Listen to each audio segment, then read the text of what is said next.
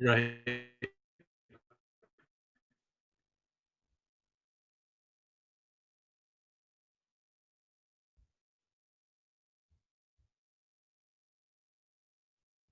Alright.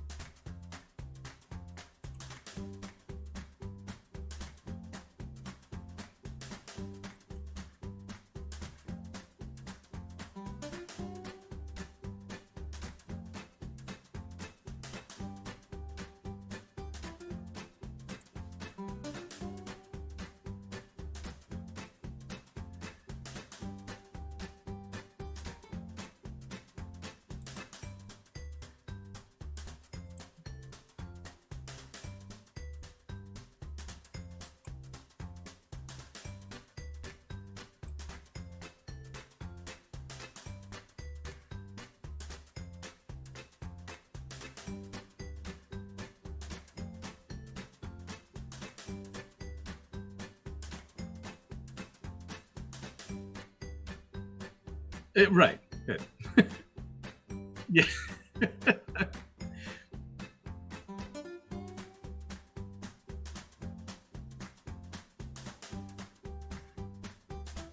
Yeah.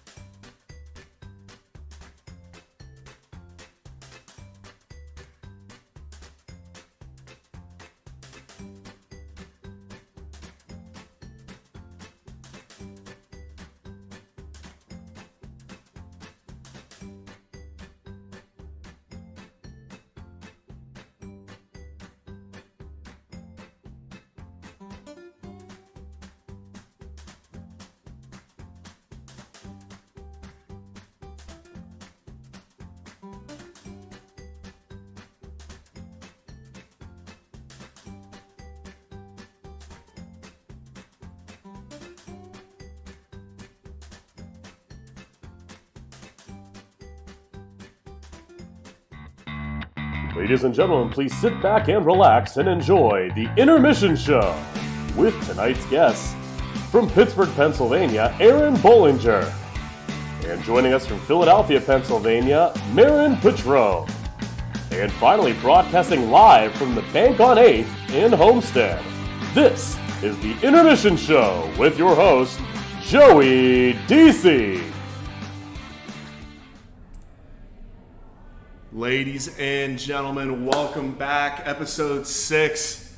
6 episodes, longer than I thought I was going to do this show. It's been so much fun. It's been something to do during all this downtime. So thanks for joining in. Great time. A little new change of scenery. If you have been used to seeing me in my house, we upgraded. We are broadcasting live from the Bank on 8th. It's in Homestead. This is an old bank that we keep on talking about where I own the escape room, axe throwing, VR places. So we've done a lot of construction here and we're super proud of the building. So we're opening up tomorrow officially with the green phase. So we're super excited. So I said, why not? Let's do the live stream from here. I'm really excited. We got some great guests on the show. I do want to talk about some of the new additions that we have on the bank that we've been working on while everyone was sequestered at their houses. We've still been working here, doing a ton of construction. We actually opened up a little bar downstairs in the escape room, so we got that actually legally approved a week before all the Corona stuff. So there's a ton of paperwork that goes into the LCB. I had actually worked on the paperwork for about 6 to 8 months, and by design, you know, imagine that. About a week before all this Corona stuff hit, we got the approval. So we will be opening up. So if you want to enjoy a beverage, an adult beverage, while you're playing the escape rooms, you're able to do that. We have an outdoor patio actually set up too, right in front of the bank on 8th Avenue. Just some tables and chairs. You want to get a drink outside, that's all legally approved. That was another 9-month project with the LCB, and we're super excited to have that. So enough about the bank. Let's move on to our first guest of the night. Our first guest of the show is Aaron Bollinger. Aaron is the theater department chair at Point Park University here in Pittsburgh. Aaron has worked on the electronics and the puzzle design for all the escape rooms here at the bank. I don't say this lightly. There's no way we could have done these great rooms at the escape room without him. So without further ado, I would like to welcome Mr. Aaron to the show. Aaron, how are you? I'm doing good. I'm doing great. I love to hear that you're on location. This is wonderful. That's it, man. Special for you. We only and do now this that you for have you. And now that you have a license, you can drink while you do the show. That's it. We keep it PG on the show. We'll keep it. Oh, right. Show. Sorry. Yep. But first off, talk about location. Right when I was queuing your video up, I mean, your location. I think you probably win out of all the guests we've had. I don't know, 6 times 3, 18 different guests on. I think you win the best studio so far. I worked hard, made sure I had all my geek paraphernalia behind me with Futurama, MST3K. I've even got tried to live up to your standards and try to do a multiple camera angle. Look at this guy. The dual Showing angle. off some Hitchhiker's Guide gear as well, so trying to keep up with you, This is awesome, man. I think you're one of the first people to have 2 angles, so I wouldn't expect anyone else. Wouldn't expect anyone else besides you to have 2 angles. So that is so cool, man. So you're still at Point Park. Obviously, there's a lot of crazy things going on in the world. I've asked some of the other people that are kind of affiliated with schools and whatnot, what is Point Park doing? Do you guys have a plan? Are you going back in the summer? In the beginning of fall, our plan is still to be on campus. We still have a lot of committees running and a lot of departments figuring out what that looks like being back on campus and following all CDC guidelines and social distancing and with room sizes, class schedules, all that. There's a lot to work out, and we're still in the midst of it.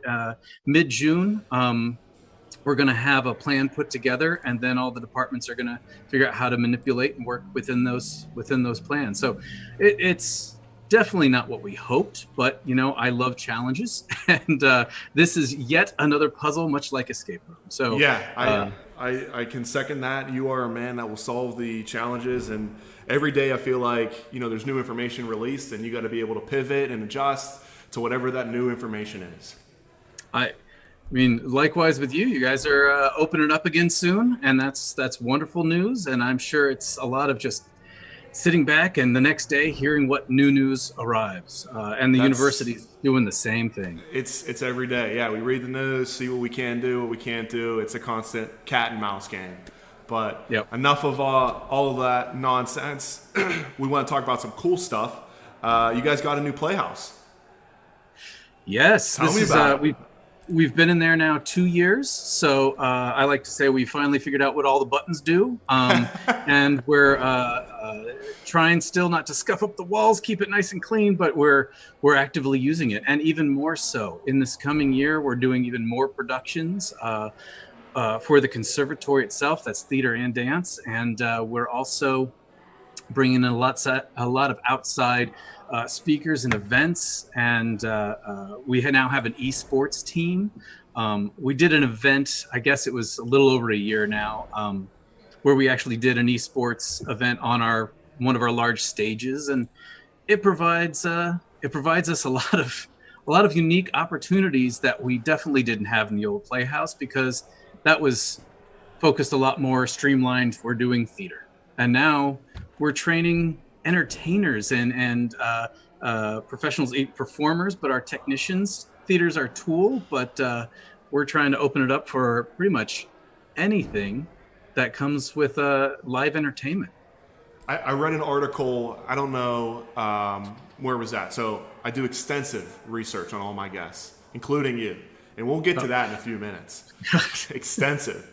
I didn't pay you off. I called your first grade teacher. I got all the dirt. But no, I was reading about that, and I think it was during the construction. One of the admins was saying, "Hey, this isn't just a theater to put on shows. This is a laboratory for the students." And I thought that was such a great sentence, because it's not just to put shows on. And you hit the nail on the head. It's you want to do a live event. You want to learn this specific craft or trade.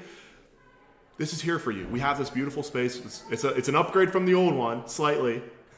A lot. I saw the picture for the first time, and it was just up on the screen right next to your video. It looks immaculate. I'm going to have to do a tour with you one of these days. It is absolutely gorgeous. And yeah, such a huge upgrade from our old space. Mind you, we still have a place in our heart, because it was a historic place. A lot of famous people, a lot of our alumni went through there and, really cut their teeth.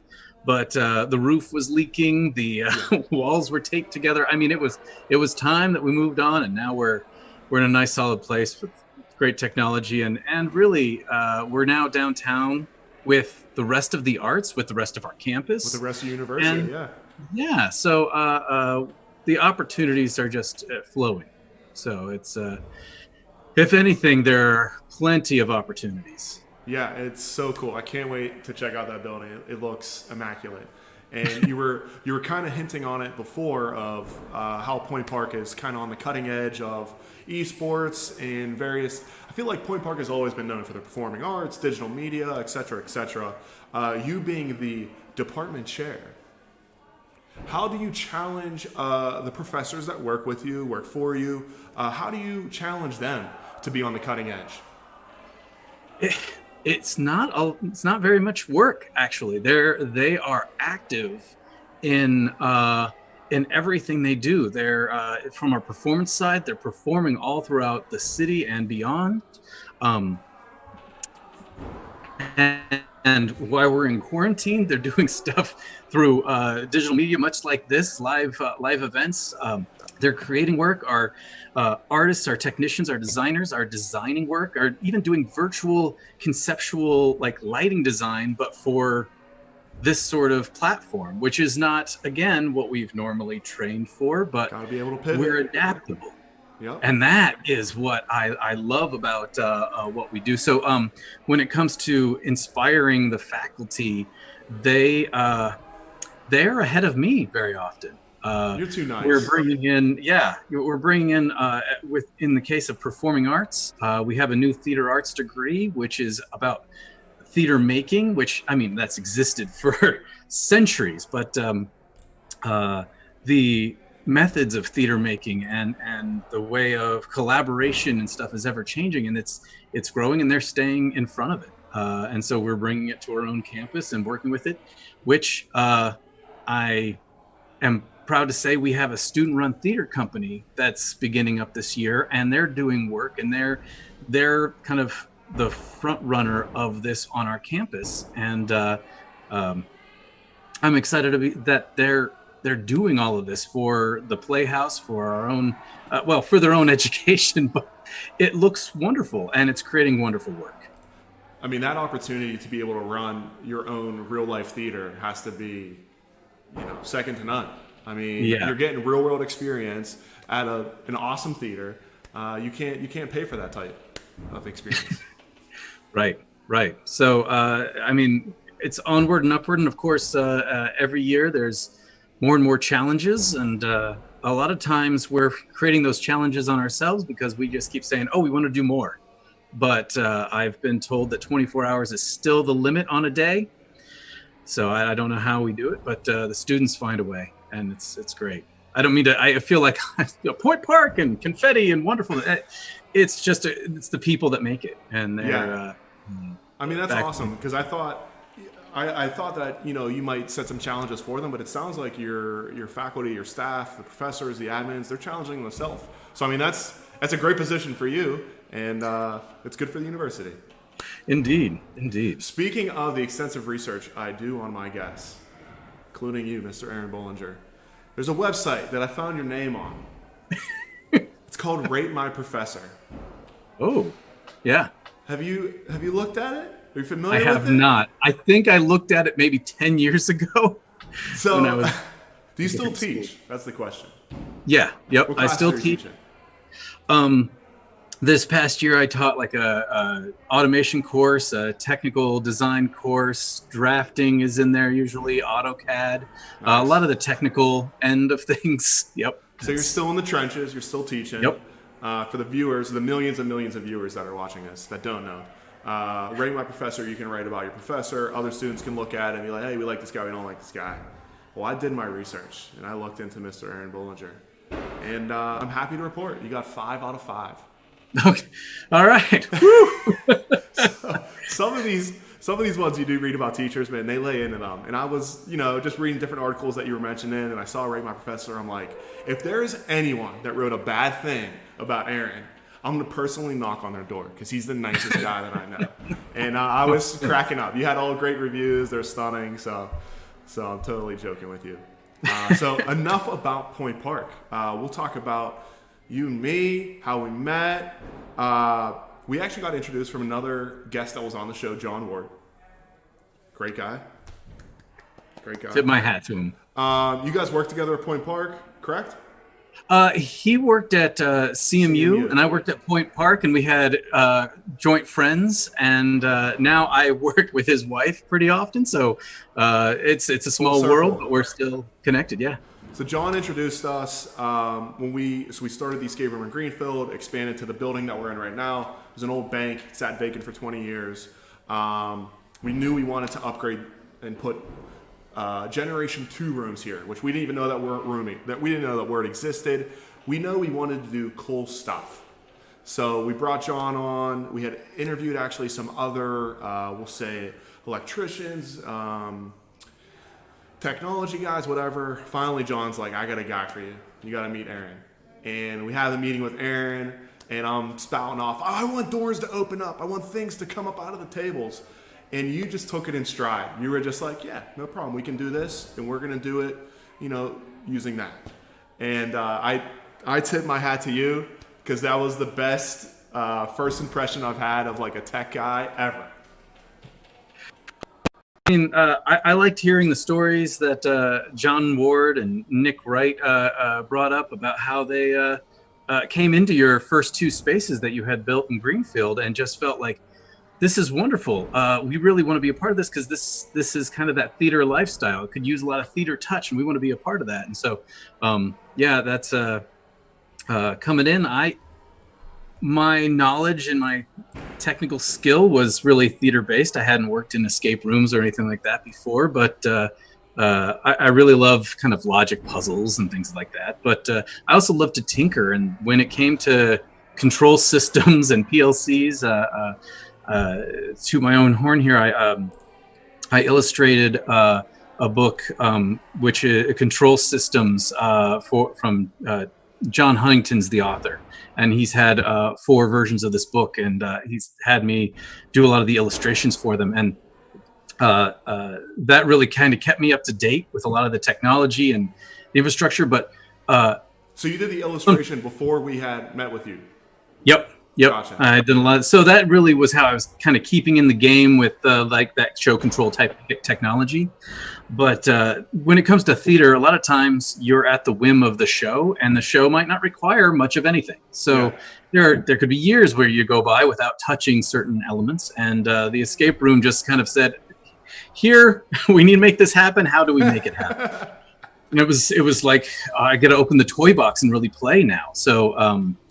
Using a variety of things. Yeah, we were using PLCs and Arduinos and Raspberry Pi things, and just kind of interconnecting and talking about. This is really the geeking out stuff that I absolutely loved, and the fact that it was also the creative part of it. It wasn't that this is exactly what we want, Aaron, make that work. It was, we want to go in this direction, and what do you have to offer? So I was able to contribute to some ideas, and I thought that was great. I don't say that lightly. When I gave you my intro, we could not have done these rooms without you. I threw countless crazy ideas at him. He's like, just give me like a day. Let me do some research. We'll figure out how to make this happen. And sometimes we would work on a puzzle, and it wouldn't make it to the room, but we maybe went down a different path and changed another and came up with a really cool puzzle. So it was such a fluid back and forth, and I thank you because you literally made my career. I do this every day. You made the building. I couldn't have done this without you. So it's just been so much fun, and obviously I'm looking forward to working with you again. Yeah, it'd be great. And I've seen some posts from you over the past year where you're tinkering on stuff with PLCs, and I get jealous again. I've had to step away because of Point Park and just the work there, but I think there's one. Yeah, I'm jealous. I think there's one common denominator of all the people that have been on my show, especially our next guest, Mairin. The people that are on my show are hustlers, for lack of better words. So my man Aaron was working all day as a teacher, department chair. I think you were head of the technical theater. Whatever title, I feel like you get a new title every week. He was working his day job, going home, hanging out with his family for like an hour or two, and then coming and spending all night with me. I would work with him. We would troubleshoot things. So I cannot, I've said it a million times, cannot thank you enough. And it just shows the type of person Aaron is. He's a tinker, but he's not going to just get something started and walk away from it. I mean, I remember the nights we were here till like 12, 1, 2 in the morning. I'm sure your wife hated my guts. I'm okay with it. But we got the project done. Yeah, it's if I can plug, go to Escape Room Pittsburgh. It's a great experience. There's 3 rooms, and they're all kind of different levels, especially even on the technology side. There are different levels, and if you get a couple minutes afterwards, maybe you can bug those back there to kind of show you all the workrooms in there and all the brains that are happening and technology that's behind the scenes to make it all happen. It's really, if you say the right words, we give you the behind the scenes tour, and it brings like a spark to my heart because I'm so excited because nobody wants to see the behind the scenes, but once in a while somebody will ask for it, and I'm like, come check out the PLC, and it's so exciting. So that really wraps it up for all of my interview. I got one little segment I'm going to end on. Keep you on your toes. It's kind of like Jimmy Fallon. We do a little quick little skit at the end. So I took it easy on you. It's called rapid fire questions. So I'm basically just going to fire a question out there. You got to give me an answer real quick. Can't think about it. You All right. ready for this, Mr. Aaron? I'll try my best. Okay. Travel anywhere in the world. Where are you going? Mountains. Easy. First food you were ordering from a restaurant. Buffalo anything. Okay. Buy any tool for your home workshop, regardless of price. What is it? All of them?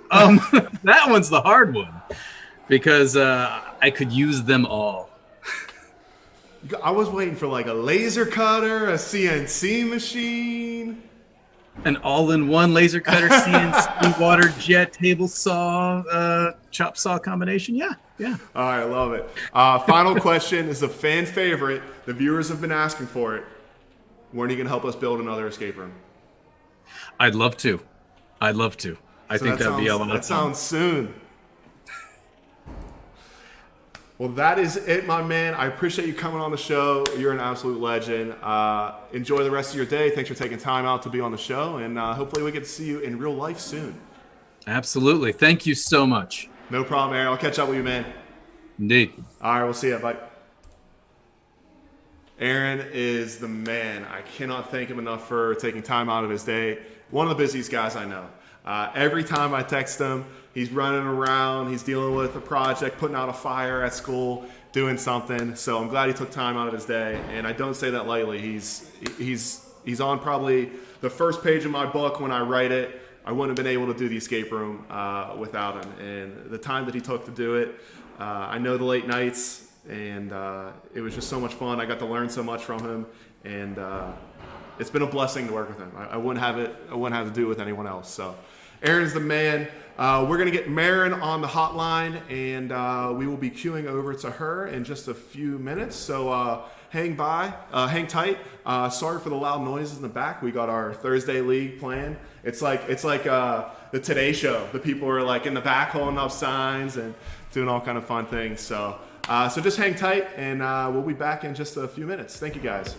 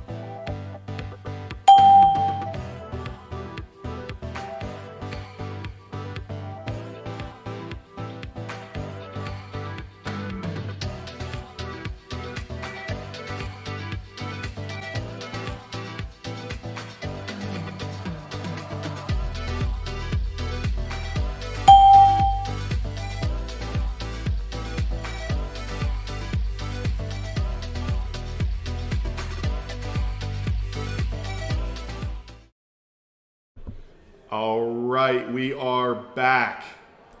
Intermission Show, episode 6, live from the bank on 8th. Like I said, we're going into the green phase tomorrow, so we will be open up.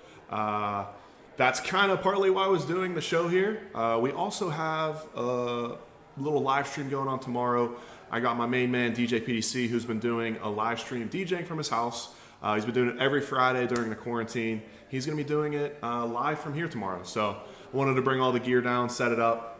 For all the new people that are joining us on the show, you might be asking, Joe, where'd you get this name from, the Intermission Show?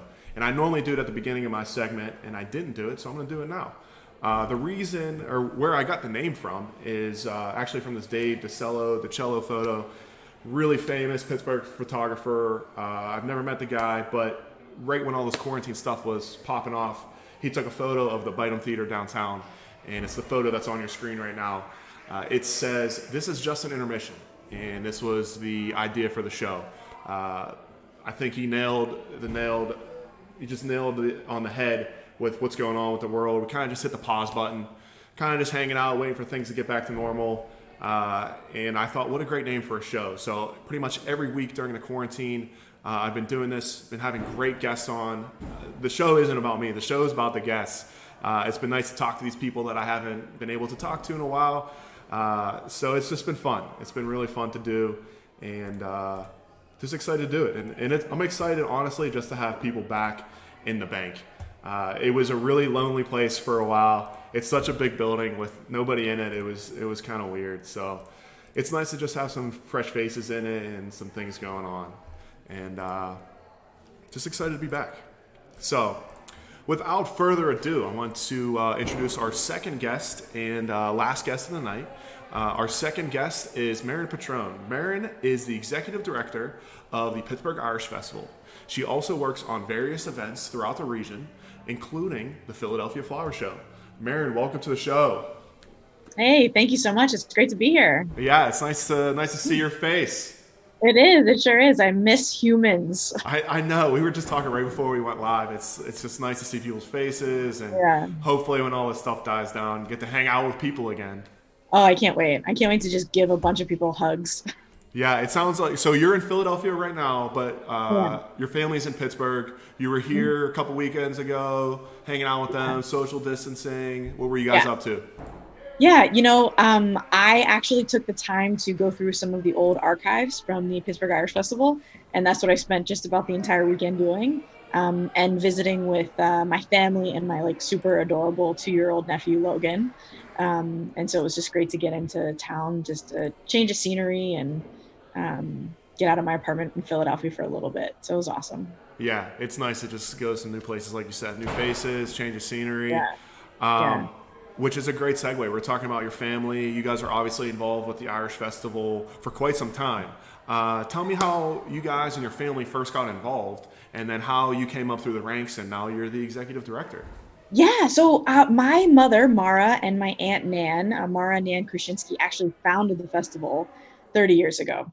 So they love our Irish culture. They were raised on the Irish music and the recipes and the celebrations. And there was these really phenomenal Irish festivals popping up throughout the country in areas like Milwaukee and Minnesota, Dublin, Ohio. And we realized Pittsburgh didn't have a festival. We had this epic parade every year to celebrate the culture, and we didn't have a festival. So they got their heads together and decided to do it. And it was a huge success right off the bat. And at a certain point, a couple of years ago, they said to me, we've been planning your succession plan. We're tired. They said, we want to come to the festival and have fun and kick our feet up and have a Guinness. So you're ready. And so in 2017, it was my first festival as the director, and I've been doing it ever since with this amazing guidance of the founders themselves. There's such a great support system. But I still see them there working. They can't not. They can't not. They've each taken on the things that they like to do and have left me with sort of the harder work. So, Nan, she still books our music and knows our bands. Mara loves our vendors and likes to shop and work with the vendors and do some of the cultural components and things like ordering the porta johns and making sure we have a cleanup crew. That's all my job now. Yeah. Well, that's awesome. I mean, as long as and we'll get to that in a minute. Like the crew that you have is great, and as long as they're still having fun doing it, it's an awesome festival. And that's actually good. That's a good segue because we got involved together a couple years ago. We started collaborating with the Ace Axe Throwing Trailer, bringing that down, and I got to see the festival firsthand. Deasy, big Irish family. I've always attended. We've always attended. It's been a staple for our family to do. And then being able to work it and see the behind the scenes, it's a whole different ballgame. The volunteers you have, and we were just talking about that, all the people you have an army. I don't know how you got this army, Mairin, but you have an army of people. Like I thought I had a lot of friends and family. You got 1 million people. How do you recruit all these people? So, when we first started to do the festival, so back in like 91, 92, my dad went to a really small Irish fair that happened in South Park. And he turned to these two women, Mary Ging and Carol Erzin, who are still with the festival today, and said, hey, you guys want to volunteer at the Pittsburgh Irish Festival? And since Mary now runs our volunteer program, and her sister Carol, she now runs some of our entertainer merchandise sales. And so basically what happened is we started reaching out to people we knew loved the culture, who would want to be involved. We hit up every family member and friend that we had to come and help. and what's interesting is if any one of my friends watch this, they're going to know exactly how they now have gotten sucked into the Irish Festival and now work for us in some capacity. And we're a true family, and our friends have become family, and our volunteers have become friends and family.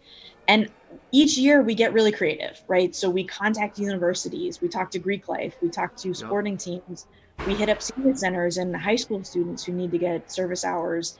And we've just slowly built this core of people that love to be involved. And our volunteers are really at the heart of the festival. We could not do it without them. We could not do it without this group of people that comes in and really makes the magic happen. And we try to do incentives. They get to come to the festival for free. We do fun T-shirts and different incentives for them. And so if you know me and you're watching this, you've definitely been hit up to work at the festival and help us out. And then it's also just making connections with people like you. A genius idea, I thought, for us to have axe throwing at the festival, and now you guys are part of the festival family too. And, once you're in, it's really hard to get out. Oh, we're locked in. Like, Hotel California. Yeah. Yeah. Yeah. The people working your event, the volunteers, the workers, they're always so pleasant too. It's not like, you go to the 5Ks and the races or whatever. And sometimes people are like, they're just doing there for community service or their hours for school. All of your people are like genuinely excited to be there. And I think that's kind of a reflection of you. You set the tone from the beginning, and it's a fun event. It's a really great event, and you offer all these incentives. So it's a win-win all the way around. Definitely. I feel like, go on. I was gonna say, I feel like that stemmed from Mara and Nan, who founded the festival, but that's the most important thing to us, is to have people with good values that love the culture, that really care about it, and to come in. They're part of the face of the festival. So I appreciate you saying that. It means a lot. Yeah, the volunteers. I mean, just like I said, from seeing the behind the scenes, it's been a whirlwind. I'm like, oh my gosh, she legit has an army of followers. So I don't know if I would call them followers. Let's go with friends. Friends, but they all look up to you. So I'm like, all right. And this is also a test to your character too. You're not just calling out the shots. I mean, every time I'm down there working, you're doing something. You're running around. You're getting this set up. So there's some people that lead from behind the desk. You're leading from in the trenches. So you're always nice to pass it off on other people. You're allowed to take the credit once in a while. I'll take a little bit of credit, but I do, behind every strong female event planner is a whole army of awesome support system. Especially, I got to give a shout out to my dad, Tom Petrone. Oh yeah. He's my number one fan, and he and I, we're in the trenches together a lot. So it's I got a good awesome support system. You guys are a good crew of people. Thank you. So every year, along with adding us, you guys added the axe throwing. Every year I feel like there's something new. You're like me. It's like an innovator. You're trying to bring something new to the table. I know you go to, I think you said you were at like a conference for festivals. Like, how do you keep it fresh every year? Yeah. So when I became the executive director, it became really important to me to focus on our mission. And the mission of the festival is to preserve and promote our culture. And there's a lot of people that have lost touch with some of our traditions as a culture. And I think now more than ever, celebrating our culture and diversity and where we came from is so incredibly important. And what I wanted to do was get that next generation excited about it. What are the millennials? What are people who are our age? What do they want to do? How can I get them in the doors so that they can learn about our culture, celebrate it, and have some fun? And so things like bringing in you guys to do axe throwing. I mean, axe throwing is rooted in Celtic. It has Celtic roots in terms of using it as a weapon in war. So let's bring it in and have fun, but also tell people what that's like. I had great partnership with local craft breweries, to bring in millennials to keep it fresh. Different kids activities. We've had a miniature golf course built last year. I saw that this year. Last year. Yeah, because golfing is huge in Ireland. People go to Ireland, Scotland just to golf. And I said, let's bring a little taste of it over. And so everything at the festival is rooted in some cultural element. And one of my main goals was to get people excited about it who are our age, who want to come, have a beer, learn something, and also have some fun. And we also do that a lot through music. Each year we're bringing in new bands and favorites. And I think people are they come for the music and the food, but they stay for the educational stuff. So I have to commend you on the stage lighting and sound last year. I DJ'd for 16 years. I still DJ. I was blown away. You guys did a phenomenal job. Shout out to my buddy Brad at Hollywood Productions. His team is first class. I love working with them. They came and they just really blew it out of the water for us. And I think that it was true concert. It felt like a big concert. And not just one stage, not like one main stage. You had two main stages, full light, line array system, lights. I mean, the whole shebang.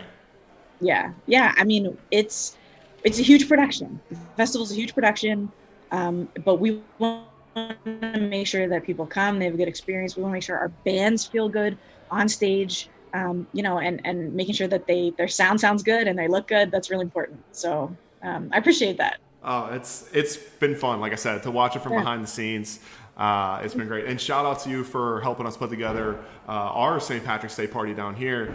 It was like 2 days before the governor shut down bars and restaurants. So you helped us secure some of the talent, and it was a great night. So we were glad to partner up with you guys on that. You guys snuck that one right in under the wire there.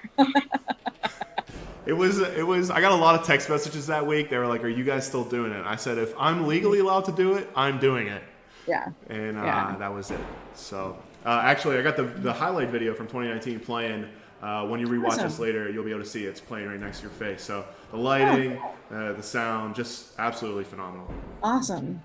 Big shout out to, I got to shout out Omnia Visuals. Athena, she's our videographer. She takes what we put out there and makes it look great on camera. So that's her footage you're seeing right now. Yeah, the highlight video is great. I mean, they did a heck of a job. Yeah, very cool. Really? Omnia Visuals, awesome group. That's awesome. Speaking of visuals, you know I had to go there. You know I had to. 2018 flood. You and I were both through it. You a lot more than me. Give me the story. Yeah, so first I got to show you. I wore my I Survived 2018. Yes. I wore it just for you because I knew you were going to ask. So, every event planner has nightmares that you wake up from when you're planning your event. It's, the event started without you. You forgot to, order the beer, whatever, the worst case scenarios you can possibly imagine. Every event planner knows you have those nightmares. And in 2018, one of my nightmares came true. So on the Saturday of our festival, we had this epic Friday night. It was going to be the best festival we had ever had. On Saturday, it started raining and it ended up being the wettest day, and second wettest day in Pittsburgh's history, and the wettest day of the year. And I got a call Saturday afternoon, and they were like, we think the river's going to flood. And I was like, what? So fortunately, the grounds that we're on, it's not a flash flood zone. So we were not in a position where anyone was in any danger. There was no way of, we were able to take the time to really think about what we were going to do. We had about 24 hours notice. So I pulled my crew together and I said, guys, here's what's happening. What can we do to keep people safe today while they're here? And let's talk about how we can get everyone and everything of value out safely before the water comes. So speaking of that family and that army we have and our volunteers, we canceled the festival for our third day, and our crew showed up in their rain boots and in their rain gear and helped us move what takes 2 weeks to go out in 8 hours. And my videographer, who I just mentioned, was pushing a golf cart through the mud. I had crew, everyone that was jumping in, throwing mulch and laying wood so we could get out. And I can't explain how much we came together in that moment as a group. I know I had to call you to get your axe throwing trailer out before it got too muddy. And all day I had this amazing crew. I was surrounded by love, and everyone was working so hard. And I slowly watched the river. And by 8 o'clock Sunday night, the river crested over into our grounds. I cried a little, and then the next morning we showed up, and the whole entire site was under 12 to 16 feet of water. Yeah. And after this, our community came together. People supported us financially. They supported us emotionally. You guys were kind enough to host a fundraiser for us, which we're so incredibly grateful for. And we were able to crush the debt that we got into because of the cancellation. And we came back stronger than ever last year. And so it was a nightmare, but a lot of good came of it. I got chills when you were telling the story of everyone coming together. Because being a part of it, we were down there ready to pull our stuff. And there was anyone that could help was willing to help. It was a sight to see. And the visuals that came out of it were unreal. I have some of the pictures playing in the slideshow next to your video. And just when I was putting them together for the live stream, I was still taken back looking at those photos. It looks like it's fake. And the water was up to the top of the tents. Yeah.